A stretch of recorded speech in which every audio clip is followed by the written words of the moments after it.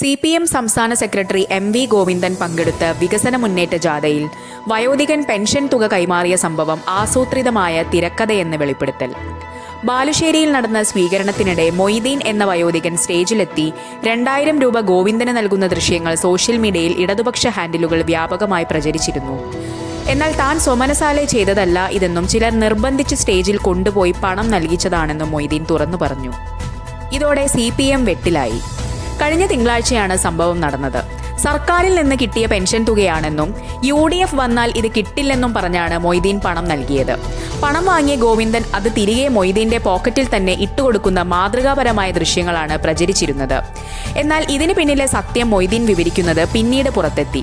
ചിലർ എന്നെ സ്റ്റേജിലേക്ക് കൊണ്ടുപോയി പണം നൽകാൻ പറഞ്ഞു. പണം നൽകിയാൽ ഗോവിന്ദൻ മാസ്റ്റർ അത് തിരികെ തരുമെന്ന് അവർ നേരത്തെ തന്നെ എനിക്ക് ഉറപ്പ് നൽകിയിരുന്നു.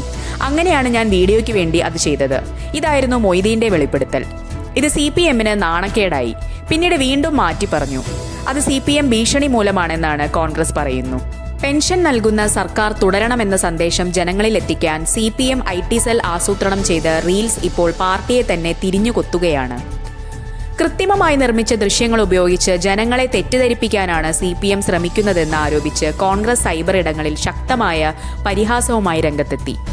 തിരക്കഥ പൊളിഞ്ഞതോടെ CPMന്റെ PR വർക്കുകൾ ഒന്നൊന്നായി പുറത്തുവരികയാണെന്ന് UDF നേതാക്കൾ ആരോപിച്ചു. BJPയും വിഷയം ഏറ്റെടുത്തു. അതിനിടെ വിവാദം കൊഴുക്കുന്നതിനിടെ ക്ഷേമ പെൻഷനെ കോൺഗ്രസ് അവഹേളിക്കുകയാണെന്ന ആരോപണവുമായി മന്ത്രി മുഹമ്മദ് റിയാസ് രംഗത്തെത്തി. ഇടതുപക്ഷം അധികാരത്തിൽ വന്നപ്പോഴാണ് പെൻഷൻ തുക വർദ്ധിപ്പിച്ചതെന്നും വയോധികരുടെ വികാരത്തെ UDF പരിഹസിക്കുകയാണെന്നും മന്ത്രി പറഞ്ഞു. എങ്കിലും മൊയ്തീന്റെ തുറന്നുപറച്ചിൽ CPM കേന്ദ്രങ്ങളെ പോലും അമ്പരപ്പിച്ചു. സത്യസന്ധമായ രാഷ്ട്രീയ പ്രചാരണത്തിന് പകരം ഷൂട്ടിംഗ് നടത്തി വോട്ടർമാരെ കയ്യിലെടുക്കാനുള്ള നീക്കം പാളിപ്പോയ നാണക്കേടിലാണ് ഇപ്പോൾ CPM പ്രാദേശിക നേതൃത്വം. ഈ പിഴവ് CPM സംസ്ഥാന നേതൃത്വവും ഗൗരവത്തിലെടുത്തിട്ടുണ്ട്. മൊയ്തീനെ കണ്ടെത്തിയവർക്കെതിരെ നടപടിയും വരും. ഇത്തരം അബദ്ധങ്ങൾ ഇനി ഉണ്ടാകാതിരിക്കാനുള്ള കരുതലുമെടുക്കും. ഏതായാലും മുഖ്യമന്ത്രി പിണറായി ഈ വിഷയത്തിൽ അന്വേഷണം തുടങ്ങിക്കഴിഞ്ഞു. പിണറായി സർക്കാർ അധികാരത്തിൽ വീണ്ടും വരില്ലെന്ന് ഉറപ്പിക്കുന്നതിനുള്ള രാഷ്ട്രീയ ഗൂഢാലോചന ഇതിലുണ്ടെന്ന് CPM സംശയിക്കുന്നു.